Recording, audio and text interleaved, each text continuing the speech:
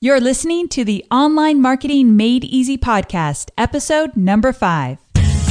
Welcome to the Online Marketing Made Easy podcast. No drama here, just information you can actually use. Now your host, Amy Porterfield.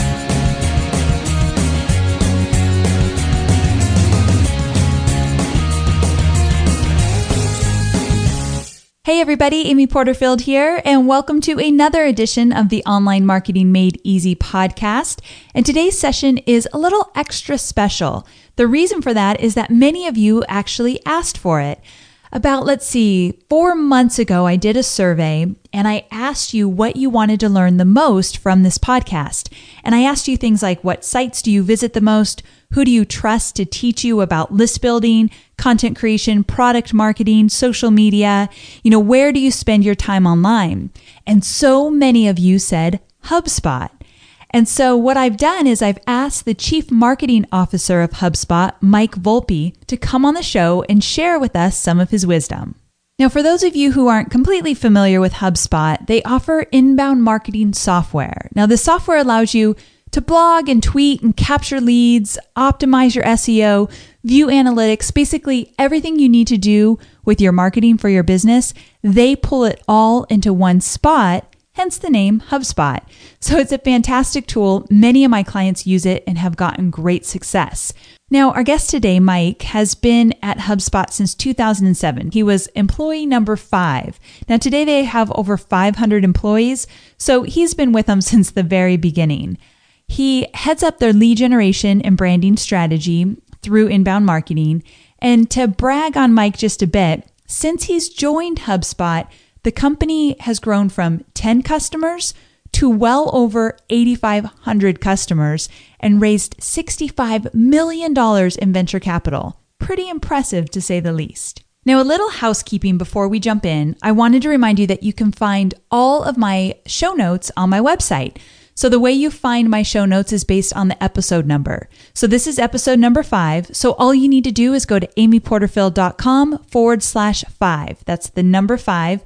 And you'll find all the links and any images and videos and anything we talk about in the show. You'll find links or the actual content inside of the show notes. So you definitely want to go check those out at amyporterfield.com/5. So let's go ahead and jump in. Mike, thanks so much for being with us today. I really appreciate it. Oh, I'm so psyched to be here. Thanks for having me. Definitely. So tell me a little bit about HubSpot and why it's different than, let's say, the average social media site or even the regular online marketing site. I mean, your blog covers so much, but tell me a little bit about why it's different and really what is inbound marketing? Yeah, so there's a bunch of ways I think HubSpot is different from a lot of other things. I think in terms of the content and the information that we provide, we're huge proponents of inbound marketing, and I think that the way to think about inbound marketing is it's marketing to people the way that they want to be marketed to. So no one likes getting cold calls, no one likes having their mailbox filled with a bunch of junk mail, but people are still buying things. People are searching in Google, they're asking their friends on social media, and what inbound marketing is a collection of all the techniques that you should use in order to attract people to you by marketing to them the way that they want to be marketed to. So essentially just being a helpful resource, and content marketing is an important part of that. Social media marketing is an important part of that. Search engine optimization and SEO is an important part of inbound marketing. But that's fundamentally what inbound marketing is. And that's what we do most of our publishing and content and advice about. You do so much on your site. So you've got the ebooks, obviously the blog articles, you do webinars, reports, case studies. Now, for someone that's trying to do it all, but obviously we know they can't, what's one of the most important strategies that you've discovered on your site for lead generation, to collect those names and emails? Yeah, so really specifically around lead generation, I think the one tip I would have for most folks is have a strong call to action. So whether it's on the homepage of your site or also on the, probably at the bottom, at the end of every single blog article that you write, or even as part of some, not all, but some of your social media messages, have a link to some lead generation offer that people can click on and and actually, convert on something that goes to a landing page where you're collecting that lead information. So many sites that I see, especially among smaller businesses, you go to the homepage and there's no strong call to action. There's nothing there that's, enticing people to click on it and then give you their contact information. When you read blog articles on a lot of sites, when you finish the blog article, it sort of just ends and says sort of like, hey, hope you enjoyed that. And like, that's it. And you should always have a strong call to action to every end of every blog article. And if you go to HubSpot.com on our homepage and also on blog.hubspot.com, which is where our blog is, you'll see good examples of how we do that in most cases. And I think, the results that we've seen from businesses that just do that, just have a strong call to action, are really, really significant. We've seen blogs get 2 to 3 times more leads just by adding a call to action at the bottom of each blog article. I do a lot of webinar trainings, and I taught the whole strategy of adding an opt-in at the end of the blog, and I used HubSpot as the number one example. You do that so well. I think the coolest thing you do is, the way I see it at least, is what you're giving away at the end of that blog post usually has something to do with that blog. Is that right?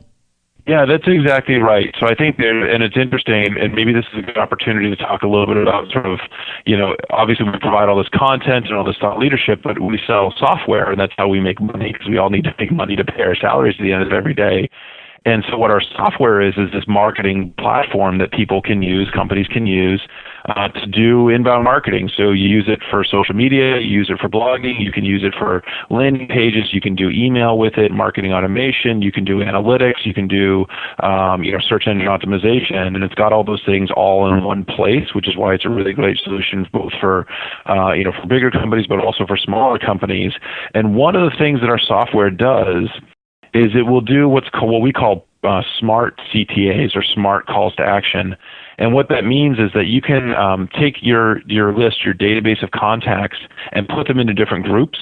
And maybe you have a group of people that are at bigger companies that you're selling to, and maybe there's another group that are at smaller companies.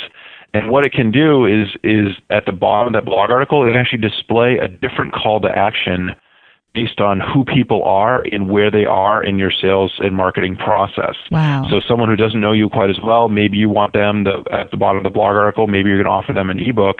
For someone who's maybe already downloaded a couple ebooks, maybe you actually want to do a trial consultation or talk to a salesperson or something like that. And you can do that as well. So I think what you're talking about in terms of both tailoring the call to action to the content that is in the blog article, that's really very effective. And then in addition to that, even personalizing it to different audiences and having it actually switch or even do A/B optimization, things like that, that may be getting a little bit more advanced for some folks, but that stuff can also be really, really effective. No, I think that's fantastic. I mean, segmentation is the name of the game these days. There's so much information out there and people are consuming it in so many different ways. But if you can really hone in on what they need and how you want to interact with them, holy cow, I think it changes the game. Yeah, well, I think that there's big companies that do this really well. I mean, when I go to Amazon.com, the page that I see is very different than the page that my wife sees, because she and I are interested in purchasing different products. And if Amazon showed me the page that they show to her, I wouldn't be purchasing a lot of things from them, and vice versa. And I think what we're trying to do, and what we think all companies should think about doing, is how can they take some of that type of personalization and do it on their own website. And you may not have tens of millions of products the way Amazon does, but you probably have a couple different offers that you're trying to use for lead generation. You have some different content. You might provide a couple different services, and as much as you can tailor those to the individual people that are coming to your website or your blog, the better results that you're going to get. Yes, for sure. I work with a lot of people that are just starting out with their online marketing, and they're just starting out with their giveaway. I call it the signature promotional giveaway, that one giveaway that they're going to start out with to collect names and emails. But I always say you're going to obviously grow your list faster if you have a few different options for people. People like to learn in different ways, listen in different ways. So I love the idea of having multiple opt-ins and then segmenting and personalizing them to the audience. So that's great. Yeah, and when we started, when I started HubSpot, the company was 5 people. I was the first marketing person that they hired, that the co-founders brought on.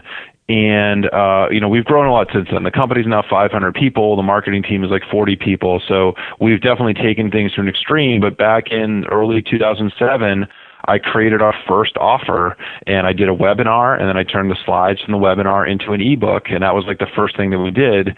And from that point of starting with that one, we now have over 150 different offers between webinars and ebooks and different topics and things like that.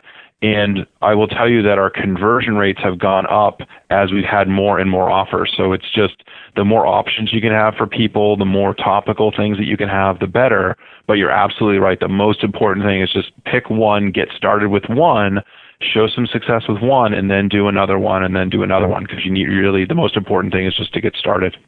And it's so great that you've got to start somewhere. You're so right. You start with a webinar, turn it into an ebook. I love the whole repurposing of the content. And how long ago was that? Yeah, so the first one was the beginning of 2007. Okay, and now so it was almost 6 years ago. And how many clients do you have now at HubSpot? So there's over 8,500 companies. Wow. Actually in over 50 different countries. Yeah, we just announced our results for 2012. Our revenue grew 82% to $53 million in revenue. And so, and again, when I started, we had a handful of customers. It was very small. So we've been able to grow a lot. And I do think that inbound marketing has been a key part of our success because we could reach and attract a really, really big audience for not that much money. And I think that that's something that, you talk to, everyone that you talk to about is like, how do you leverage these things to attract more people at a lower cost? Yes. And, I look at HubSpot as one of the big boys. You have a lot of clients now. You guys are making great money, but you started really simple. I mean, you were the first marketing guy on the team. And I used to work with Tony Robbins. And one of the things that he always taught me was don't shy away from learning from the big guys. Don't think that Coca-Cola and, the big Starbucks and whoever are people that you can't aspire to because you just model the best. So what I do is I go on HubSpot all the time, find out what you guys are doing, find out what you guys are teaching, model how you are marketing, and it changes my business too. So I'm glad you kind of talk about your humble beginnings, but also the fact that you're really solid. I mean, your success has been huge. Yeah, thanks, and it's great to know that you're actually reading our content and sharing it with folks. I think that the advantage that a lot of the people that you talk to have over HubSpot is we're now 500 people, and we do not move as quickly now as we used to when we were 5 people or 50 people. And so, in many ways, if you could take some of the things that we're talking about or some of the things we're doing, your audience might be able to actually implement those things faster than we're doing, and there's some advantages there too. And one of the things is we always like to learn from the big guys too. So we're constantly looking at companies like Salesforce.com and other huge companies and seeing what are they doing that we should incorporate into what we do. So I think that learning that you have from Tony Robbins is absolutely spot on. Yeah, definitely. Now, I want to talk to you about webinars, but before I get to webinars, I have to circle back one more time. And the whole concept where we started here was adding an opt-in at the end of a blog post. And my good friend Derek Halpern of Social Triggers always says if someone's going to read your entire blog post, they are a hot commodity to you. You definitely want to get them on your list because they're interested. So, of course, have that opt-in at the bottom. But I read somewhere you've had some crazy conversions with that. Do you remember any statistics as to what you're seeing with adding the opt-in at the bottom of your blog post? Yeah, I forget the exact numbers on it, but it definitely helped a ton. We were able to add. I mean, we have a pretty big audience on our blog now, but I think there were 2 things that we did that recently over the past year that helped us a lot. The first thing was adding that opt-in at the bottom of the blog post. You're absolutely right. That person who read the entire blog article and they're really asking you what they should do next. And we talked earlier about having call to action, and we have both a call to action to download an ebook or webinar, but we also have the sign up to subscribe to the blog by email as well. And the combination of that plus on all the forms to download our ebook or our webinar, we have a checkbox that you can opt into. It starts off unchecked, but if you want to check it, you can, and then we'll add you to the blog email list as well. The combination of those 2 things, we started getting, I think it was almost 15,000 people additional subscribers to our blog in like a 2-month period. Wow. It was a pretty big number, and we've got a large number of subscribers to our blog now. Our blog gets over 1 million unique visitors a month, but it's through a lot of the things that you're talking about. Absolutely. So I think your advice is definitely right on. Cool, definitely. Okay, so let's talk webinars. Webinars have been the number one way that I've built my business, put myself on the map, built my authority, and built my email list. But what I've noticed about what you do at HubSpot, you have a really cool strategy with webinars. I think you probably use them in a few different ways, but can you talk about your webinar strategy, what you've been doing and what you've been seeing with that? Yeah, the interesting thing for us is webinars have been hugely important for us. And again, I said the first offer we ever created was a webinar. And I think that what you'll find is for different audiences, different offers work really well, but webinars are one of those things that can be really, really effective. It provides a great connection with your audience. And I also think that the live aspect of holding a live webinar for some people gives them a reason to actually respond to something because there's a specific date and time. But the great thing about a webinar is you also can then record it and then do the archive, which I know that you do as well, and then use that as an evergreen offer or some offer that's on your site, permanently. And, so I think there's some great ways to use webinars. And those are sort of a couple examples of sort of how to get started. And for us, webinars are sort of one of the cornerstone offers that we use. And you can take the slides from the webinar and turn that into an ebook. You can take the content from the webinar and then write blog articles about it. And so we try to do all those different things. So in many cases, like for one of our offers or campaigns, it sometimes starts with a webinar, and then we just get all these other pieces of content based on that original webinar. Yeah, I think that a lot of people stop at the webinar and forget there's so much more you can create with it. Now, I usually promote at the end of my webinars. My webinars are free, and then I give great valuable content. I make sure it's actionable, so if someone buys or they don't buy, they still walk away with something. But I usually promote a product at the end of my webinars. Do you promote, or is it just pure content? We do some promotion. I think the key is what you want to do to be effective at inbound marketing is always provide value. And value builds trust. And then once you have that trust, you have the ability to do some selling. So yeah, usually at the end of the webinar, and we vary it up. It depends on what type of webinar and who is actually attending and what the engagement of the audience has been with us. But there's always some next step, at a minimum, just letting people know that, HubSpot sells software and you can do a free trial here, or you can sign up to request a demonstration there. Things like that, absolutely. Sometimes we'll do something a little bit more and maybe morph the content of the webinar toward the end into talking a little bit more about the product, the software product that we sell, as part of the content of the webinar, but usually only for the last, 5 or 10 minutes on a 45-minute or an hour-long webinar. So I think it is really important to build trust and sort of build up that thought leadership, because that's going to make your ability to sell much more effective. I think if you start off selling at the beginning of the webinar, unless you've told people that this is a demonstration or this is a sales pitch, if they go there expecting content, you're not going to build a lot of trust, and you're not going to build repeat viewers, and they're not going to share that content with any of their friends. So it's going to really limit your ability to do lead generation, unless you're providing value. Yeah, definitely. Now, do you ever use SlideShare? I don't know about it enough, but have you turned your webinars into SlideShares? Yeah, let's talk about it. Yeah. So SlideShare, it's slideshare.net, and I like to call it the business version of YouTube. Okay. Because YouTube, I think there's a lot of, it's great for videos, it's a great site, we use it as well, but SlideShare is what is the same, video is to YouTube as PowerPoint is to SlideShare. So you can take a PowerPoint presentation and upload it to SlideShare. You can also use PDFs and other things, but most of it's PowerPoint, and it's just like YouTube, but it's for PowerPoint. And what I like about it is it's a very business-focused audience. So unlike YouTube, that gets a lot of high school and college students watching music videos and squirrels, water skiing and things like that. SlideShare is really about business. So there's a lot of presentations on there about sales and marketing and software development and product design and finance and all these different great topics. So if you're doing some marketing in the business realm, it can be really important. And so we've had a lot of success there. We have a few presentations that have been viewed hundreds of thousands of times. Wow. And so and again, I would equate that to sort of millions of views on YouTube, because again, the audience in SlideShare is so focused. If you want your basic tips, I would say the most important tip for SlideShare, maybe the two most important tips are: one, make sure the front page, that cover slide, is really well optimized for SlideShare. And when you look at the site, they have small thumbnails. So what you want for that main slide on the front page is to have very, very large text that you can still read and it's still appealing, even if the slide is shrunken down to a very small size.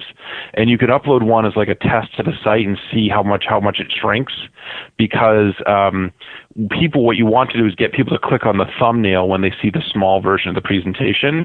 So you need to use a really large font on the front page, and then make sure that the presentation is a presentation that can be read, and it's not just a bunch of pictures or images that need the voice track. They do have the ability to actually add a recording to it, but most people don't really use that on SlideShare, is my understanding. So you want it to be the kind of thing where you kind of click through it. It's a very visual and engaging presentation, but you don't need any extra audio to make the presentation make any sense. Okay, that's and I think if you huge. do those things, you've got a good shot at making SlideShare successful. Okay, so that's what I actually didn't know. So you're not hearing anybody's voice. You're just looking at the slides. Yeah, they do. You can add a recording to it. But it doesn't sound like that's normal. I think most people on SlideShare have their sound turned off, and most people like to click through at a very rapid pace. So if you wanted to take a webinar and try to, convert that or put that on YouTube, or, take the audio from that and pair it with your slides in SlideShare, I've done that. But our most effective presentations don't have any audio. They're only the presentation slides. That is so great to know. And give me an example of what you would put on that intro slide. Like, what would you put? Yeah, what's worked well for us is some sort of an image. And, I think if you want to have images that are available for you to use, I don't know if you've talked about things like iStock Photo, which is a pretty cost-effective way to get images of almost anything. And for, a few dollars an image, you can actually get the rights to actually use it for your own marketing, rather than taking something from just an online search that might be copyrighted or trademarked or whatever. So to take maybe some sort of an image from a service like iStock Photo, plus having some very large font text, and usually something that's asking, you'll see, if you go to SlideShare and look at the most viewed presentations, usually they have some sort of an interesting question on the front cover, or they've got, they talk about a hot topic. So, when Pinterest started to become big, there were a couple presentations about how to do marketing on Pinterest that did really well on SlideShare. Same thing with Google Plus came out. So things that are topical, or things that ask an intriguing question, I think things like that. But again, the important thing is have some sort of image that's going to attract the eye, and also have the font be large enough that when it's just a small thumbnail, you can still see what it's about. Okay, and talk to me about that last slide. Is that a call to action? Always. I mean, if there's one theme to our conversation today, right? It's the end of the blog article, call to action, the end of the webinar, call to action. It's just, you always want to have that next step. When you think about sales, you never want to conclude a meeting without setting what that next step is in the process, because the goal of every step is to get to the next step, right? And the same is true of marketing. So just people, if that person does click through all of your slides and they get to the end, show them what you think the next step should be. Yeah. Maybe you want to give them a couple options. Maybe there's only one thing you want them to do, but absolutely, you can put links into PowerPoint, and those can get embedded into the SlideShare, and people can then click on them. Oh, or nice. You can have, you can put a phone number, you can put your website, you can put lots of things there, but absolutely, you should definitely never finish any content without a call to action. Never. And for a lot of people, selling is scary, and they're just kind of getting used to it, but it doesn't always have to be you sell something. Now, if they listen to the whole SlideShare, give them something of free value that that they'll love if they just went through your entire SlideShare. So there's always different things you can do with that. All right, I'm going to put my next presentation on SlideShare. I've heard too many good things about it. I can't believe I haven't done it yet. Well, make sure to email me or send it to me on Twitter, and I will definitely tweet it and see if we can get you some more SlideShare views. Thank you. I appreciate that. And we'll find one of your best SlideShares. I'll put it in the show notes so people can see an example of how it's done. So awesome. We'll link to that for sure. Okay, so there's so much you can do with inbound marketing. I mean, I know we've mentioned it before, but you got your ebooks, your videos, your blogging, podcast, and webinars, and all that good stuff. But a lot of the people listening have a very lean budget, a very small team, and not a lot of time to focus on content creation. But we all know it's a complete necessity. So if you were going to give some advice to somebody that, let's say it was a one-man or one-woman show, how would you have them go about streamlining this whole process, but actually taking some action? People feel like they have to do it all. Yeah, it can be overwhelming. I definitely understand that. I think especially if you're a small team or even if you're a one-man show, it's hard to and then be able to create this content on top of it.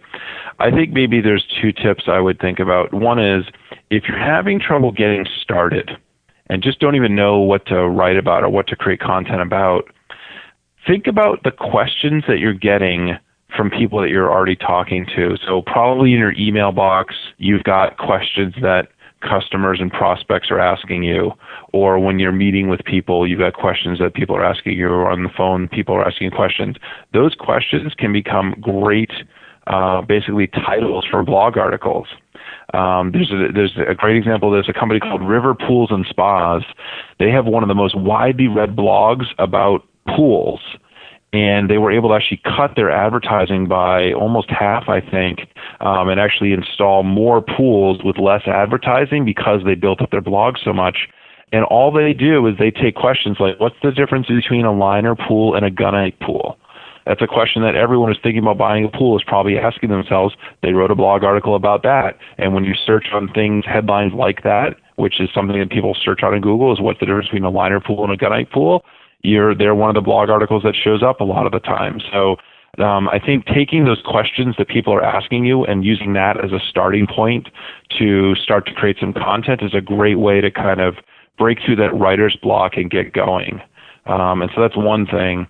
I think the second piece of advice I would have would be, if you're able to spend a little bit of money, you can actually separate the writing from the content itself. So if you're the kind of person that maybe prefers to talk or give presentations or answer questions on the phone, you can hire writers online relatively cheaply, or maybe you can get an intern who's maybe an English major at a local school or something like that, to actually transcribe what you're talking about and turn, your verbal comments into a blog article. I have seen, maybe the owner of a small business who doesn't have a lot of time but has a lot of expertise, do maybe a conference call or a short meeting once a week with someone, answer a couple of these questions verbally, and then that writer turns it into an article. So if you have a little bit of budget, and there's Contently, there's Xeris, there's these writer marketplaces where you can hire writers at not too expensive of a cost. That would maybe be my second tip. But I think the first thing is, if you're having trouble getting started, just look at the questions you're already getting. Yes, definitely. A lot of people will ask me, how do I get started? How do I get the audience? And I'll say, well, do you have a blog?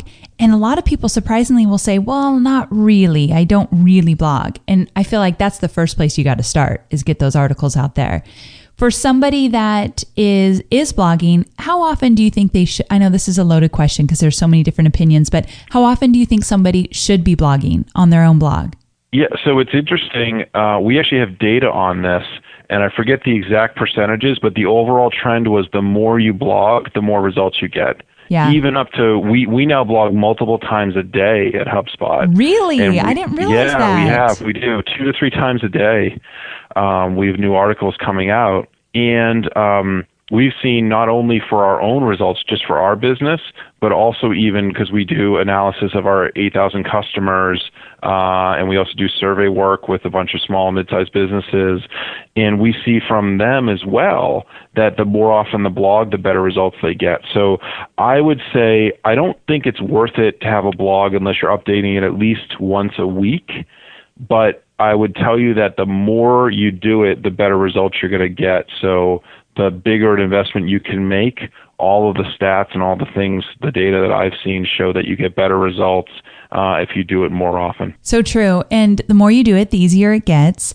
And there's a direct correlation between blogging more and building up your email list. So that's... Oh, absolutely. And you are such a big proponent of, like, the email list is so important. People talk about, marketers and business owners live and die by the quality and the size of their database, right? Yep, for sure. And I always say it, but you will make more money in your business if you grow a quality email list. There's just no dispute about it. There's so many different factors involved, definitely. But one of those to make more money is to have a solid email list. So I'm obsessed with it, I guess. I talk about it all the time, but that's why I was so excited to get you on the call, because I know you do so many different things to collect leads and build the email list. So I appreciate that. Now, one of my favorite things to read on anybody's blogs are those do's and don'ts list, especially around a topic I'm really excited about. And so you've been in the trenches of inbound marketing for so long. And if you could give us a few of the top don'ts, what do you not want to do when it comes to inbound marketing? Can you give us some of those? Yeah, I would say don't sell too hard, especially in the beginning, is absolutely one of them. I've seen, just the other day, I was meeting with a company. They were all excited because they've been blogging for 3, 4, 5 months, and they weren't getting any results. And I looked at their blog, and every single article was proclaiming to the world about how fantastically awesome their service was. And no one's interested in that. The people who are really interested in products and services are people that are about to buy. The key to inbound marketing is attracting new people to your business that aren't sure if they want to buy yet, or don't even know if they need to buy yet. And it's building that audience at the top and just getting that initial email opt-in and then nurturing people over time. That's so important. So I think that first don't is sort of like don't sell too aggressively, especially in the beginning. That's a good one, definitely. Give me one more. I think other ones would be, this is sort of like the opposite of a don't or whatever, but I think it's don't delay. Maybe is the thing to do. I think a lot of people overthink this stuff. I think that I talk to, and it seems like, from chatting with you a little bit beforehand, that you talk to people as well that just have trouble getting started. And the hardest thing is always just to get started. So, don't delay. Figure out how you can get, one article up and just start going from there. Start to build out that email list and start to sort of build things up. The longer you wait, the more your competition is starting to do things like this, the more time you're just sort of wasting. And I know it's hard to get started, but once you get started, it does get easier. It does, definitely. Just diving in, and you're not going to love the first pieces of content you put out there. I think everyone cringes when they go back to look at their very first. I know I do. When I look at my first videos. Yeah. I'm still embarrassed by my first blog articles and webinars. I wish they would go away, and that's the beauty of the internet. They never do. Well, and that's the hidden power of inbound marketing too. I'll tell you this: 70% of the leads that we get from our blog, the new opt-ins we get from our blog, are from articles we didn't write this month. Really? Yes. Isn't that shocking? That is shocking. We've been blogging for 6 years, and we have almost 4,000 articles now. Okay, so you have a lot. So we have a lot. So it's not like we've been blogging for 6 months. But the cool part about that is, imagine if my entire blogging team took vacation for a month. Yes. The leads that I'm getting in from my blog, the opt-ins that I'm getting from my blog would only drop by 30%, right? That's solid. That's really cool. So that's the power. It's like this compounding interest effect that happens with your marketing if you do inbound marketing. If you're doing all these other sort of paid marketing things, the day you stop paying your advertising bill is the day that your ads go away and they stop working for you. But the article that you wrote, 4, 5, 6 years ago is still attracting new people to your site from SEO and from social and all these other things, even though I haven't updated those articles or looked at them in a long time. So that's really the power of what we're talking about, and that's why I think it's so important that you think about getting started and figure out how to do inbound marketing sooner rather than later. It's so true. I use Facebook ads all the time. I'm a huge fan of Facebook ads, and I've seen them really make a difference in my business. However, if I weren't doing the podcast and blogging and the webinars, when I'm not running the ads, I'd have no activity whatsoever. So, and obviously Facebook ads can get expensive over time, so I don't run them every single day. So you're so right about that. Well, and the ads are great as well, but then think about your organic presence on Facebook and your organic presence on, you're big on Twitter as well. Mm-hmm. Those are super helpful, right? Yep. And you need content to sort of feed those channels as well and make them effective inbound tools. So so it's definitely not if you want to use some advertising to augment those things, absolutely, those can be effective. And I know, you wrote a book about a lot of that stuff as well. Yeah. But again, it's like using those to help build up your organic side can be really, really effective. Yeah. Once you have a good foundation of solid organic content out there, or organic activity out there, the ads only make things better. But you just can't live on those ads alone without that content. So they definitely go hand in hand. Well, before I wrap it up, I wanted to ask you a question about launching a product or program online. A lot of people listening are either getting ready to launch or they have an idea of what they want to launch online. And when it comes to inbound marketing, what advice do you have for someone that is getting ready to launch a product or program online? What are some things that they can do to really make sure they have success in this area?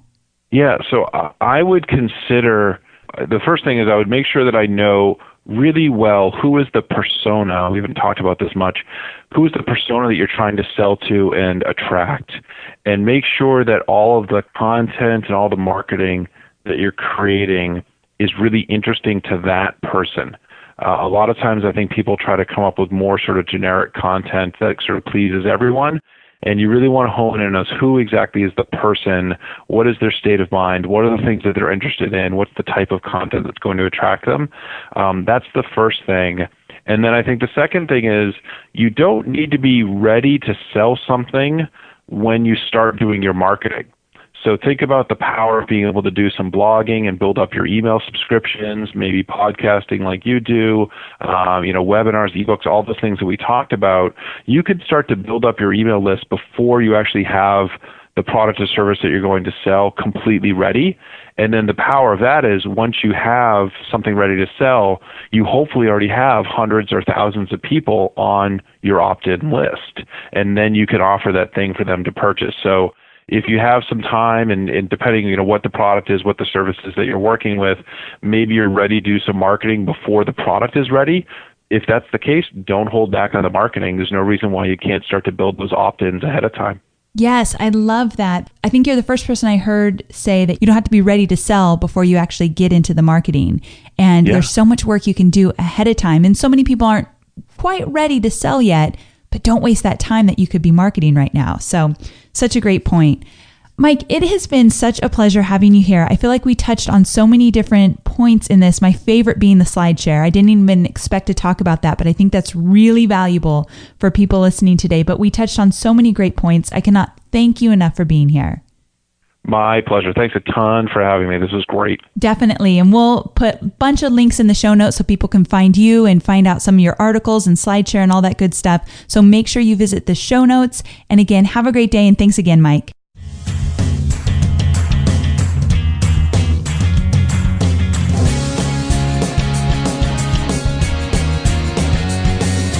Thanks for listening to the Online Marketing Made Easy podcast at www.amyporterfield.com.